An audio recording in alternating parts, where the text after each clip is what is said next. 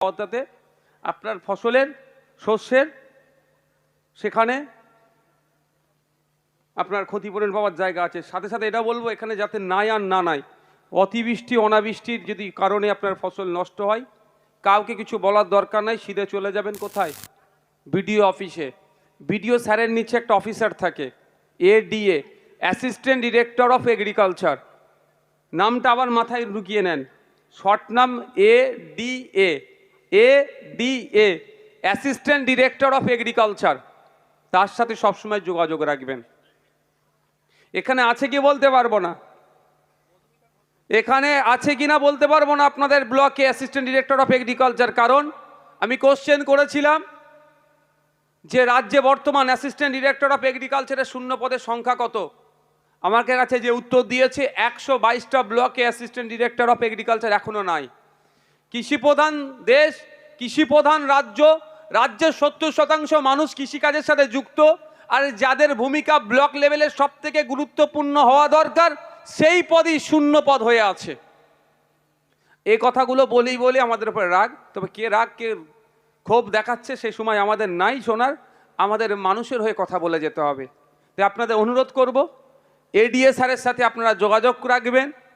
আপনাদের এখানে যারা আছেন কৃষিকাজের সাথে যারা যুক্ত, ধান কাটা মেশিন থেকে শুরু করে বিভিন্ন যন্ত্রপাতি কৃষিকাজের জন্য যেগুলো ব্যবহার করা হয়, আপনারা সেখান থেকে সাবসিডিতে অনেক কিছু কিনতে পারবেন। এমনকি 40% পর্যন্ত রাজ্যের প্রকল্প আছে, আমাদের 40% পর্যন্ত সাবসিডি আপনারা পেতে পারেন। ভাবুন, একটা ধান কাটা মেশিন যদি 10 লাখ টাকা দাম হয়, একটা ট্র্যাক্টর আছে সেখানে আপনি 40% সাবসিডি পাবেন। অত বড় দূরে যাচ্ছি না, আমি সামান্য বলছি। একটা আমরা যেই চাষ করি না কেন, স্প্রে মেশিন তো সবার লাগে, আমাদের 4000 টাকায় কম বেশি আমাদের কিনতে হয়। আমরা যথাসময়ে যদি অ্যাপ্লিকেশান করে রাখি, অনেক ক্ষেত্রে স্প্রে মেশিন বা অনেক যন্ত্রপাতি বিনামূল্যে প্রোভাইড করে ব্লকের মাধ্যমে, আবার অনেক ক্ষেত্রে সাবসিডিতে পাওয়া যায়। আমি বিনামূল্যেরটা দূরে রাখছি, সাবসিডির কথাই যদি বলি, একটা স্প্রে মেশিনের দিয়ে আমি উদাহরণ দিচ্ছি যে 4000 টাকা দাম আছে খোলা বাজারে আপনি কিনতে গেলে। আপনি যদি ওই এডিএ স্যারের কাছে আপনি অ্যাপ্লিকেশান করে রাখেন, এডিএ স্যারের মাধ্যমে বিডিও স্যারের কাছে ঠিক সময়ে যদি অ্যাপ্লিকেশান আপনি করতে পারেন, আপনি ওখানে প্রায় 40% ছাড় পাবেন।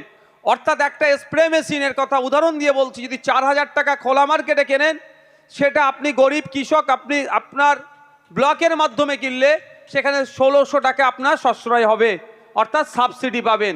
তাহলে আপনার 1600 টাকা বাঁচছে। শুধু আমরা কৃষকরা জানি না বলে কি হয়, যথাসময়ে ওগুলো কোটা হিসাবে আসে।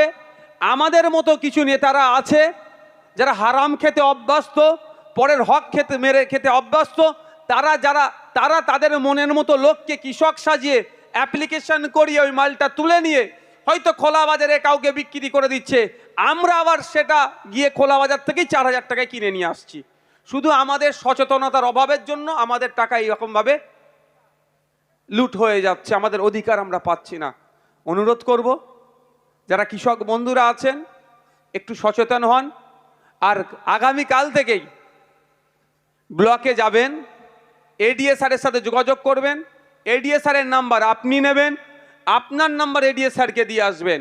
ওই এডিএ স্যারের কাজ হচ্ছে ওই ব্লকে যত কৃষক আছে সবার সাথে কন্ট্যাক্ট রাখা। নির্দ্বিধায় আপনি এডিএ স্যারকে বলবেন যে স্যার আপনার নাম্বারটা দিন, আর আমি কৃষক, আমার নাম্বারটা আপনি রাখুন। এরপরে যখন অ্যাপ্লিকেশান করে যে কোনো সময় সুযোগ সুবিধার অফার আসবে, আমি কৃষক, আমাকে আপনি জানাবেন আগে। নির্দ্বিধায় বলবেন, এটা মাথায় রাখবেন। ওই এডিএ স্যারের যে মাইনে হচ্ছে, আপনারই মেহনতের টাকায়, আপনারই কষ্টের টাকায় তার মাইনে চলছে। একদম আপনার হাহুতাশার মধ্যে ভুগবেন না, কোনো দাদা দিদিকে ধরার প্রয়োজন নাই।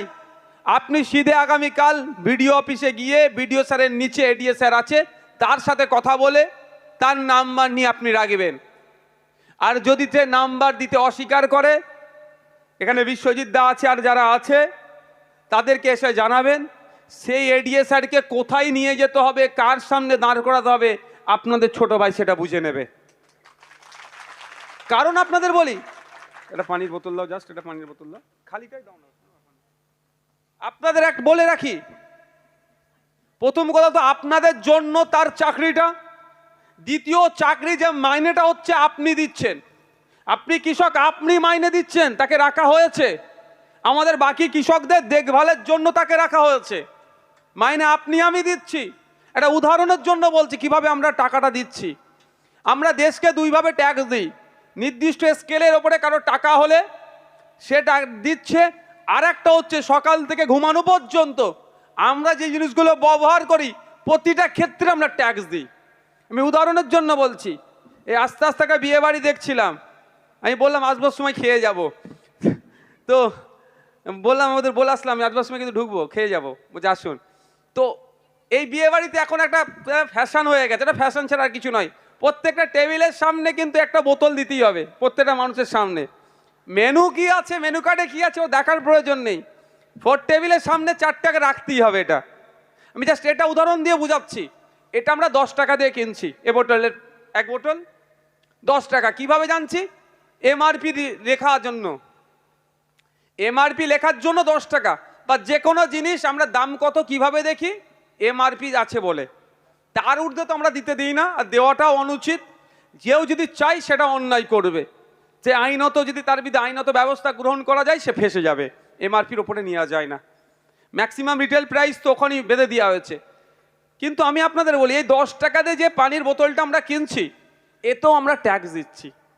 এমআরপির নিচে একটা ছোট্ট করে লেখা থাকে ইনক্লুসিভ অফ অল ট্যাক্সেস, এটা দেখলে পাওয়া যাবেন, যেখানে যদি কিছু জিনিস আছে দেখুন এমআরপির নিচে লেখা থাকে ইনক্লুসিভ অফ অল ট্যাক্সেস, সমস্ত ধরনের ট্যাক্স দিয়ে 10 টাকা।